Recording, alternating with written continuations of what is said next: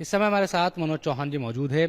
मनोज जी, कुछ ही घंटे बाकी है अब तो हालांकि, लेकिन हम कई दिनों से देख रहे हैं तमाम जो एग्जिट पोल है वो बीजेपी को बढ़त दिखा रहे हैं असम में, और ऐसा लग रहा है जैसे एक तरफा लड़ाई लड़ी गई हो। आप क्या उम्मीद कर रहे हैं? आप लोगों ने जो भी चुनाव जिस तरह से भी एक तरीके से संघर्ष किया चुनाव के दौरान, जो भी चीज़ें रही, क्या आप उम्मीद इन नतीजों से कर रहे हैं? देखिए, ऐसा है 7 अप्रैल को आदरणीय कांग्रेस अध्यक्ष मल्लिकार्जुन खड़गे जी ने प्रेस कॉन्फ्रेंस की थी और उन्होंने कहा था कि कांग्रेस अलायंस आसाम का 73 से 74 सीट जीतेगा। और वो आंकड़े कोई ऐसे नहीं थे, उन्होंने जो बताया कुछ का कुछ आधार रहा होगा।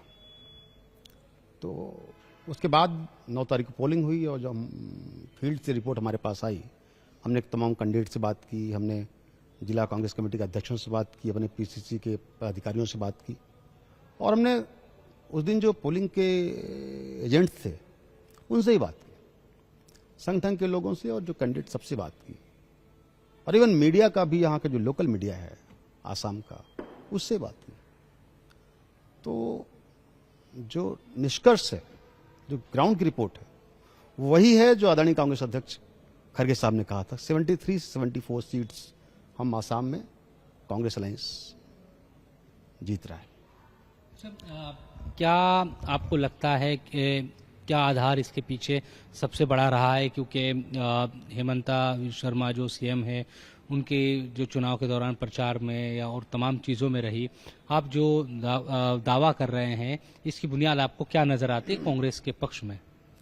बुनियाद ये है कि हेमंत बिस्व शर्मा खुद का, उनकी धर्मपत्नी का जो करप्शन है, उस करप्शन से पूरी प्रदेश की जनता आज ही जा चुकी थी, परेशान।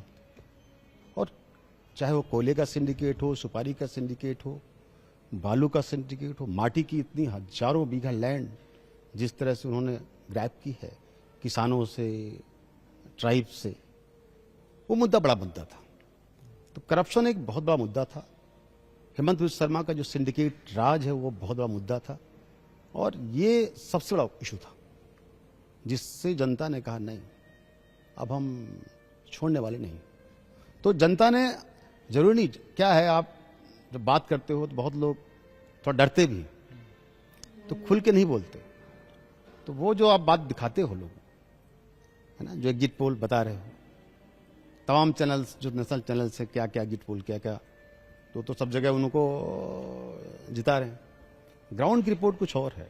एग्जिट पोल एक माहौल बनाने वाली बात होती है कि एडमिनिस्ट्रेशन को दबाव में डालो, हैं, और कांग्रेस के तमाम कैंडिडेट्स को, लीडर्स को थोड़ा डिमोलाइज करो। ये सवाल है नहीं, मनोबल का जो मामला है, उसमें कैसे आप बता पा रहे हैं? जो माहौल एक बना है, हम टीवी पर भी देख रहे हैं सब चीज़ें, मीडिया में, उसके बावजूद आपके चाहे कैंडिडेट का मामला हो, कार्यकर्ताओं का, एक बड़ी चुनौती कल, क्योंकि जनगणना के वक्त, माफ कीजिए, जब काउंटिंग है उसके वक्त मनोबल का ऊंचा रहना बहुत जरूरी है। नहीं, हमारे तमाम कांग्रेस पार्टी के लीडर्स का, वर्कर्स का, कैंडिडेट्स का, हमारे संगठन के तमाम पदाधिकारियों का, चाहे पोलिंग एजेंट से लेकर प्रदेश कांग्रेस पदाधिकारियों, सबका मनोबल हाई है। उसकी वजह है कि वो ग्राउंड पे जो 73-74 का आंकड़ा है, कहां से आया? तो लोग क्यों मानेंगे? लोगों को पता है। और ये जो एग्जिट पोल है, जो 400 पार की बात कर रहे थे, हैं, 400 पार की बात कर रहे थे ना 2024 के लोकसभा चुनाव में, 240 पे रुका। और उसके पहले जो एग्जिट पोल आया था, तमाम आज तक लेके तमाम आपके चैनल तक, सब 393, कोई तो 400 प्लस दे दिया था।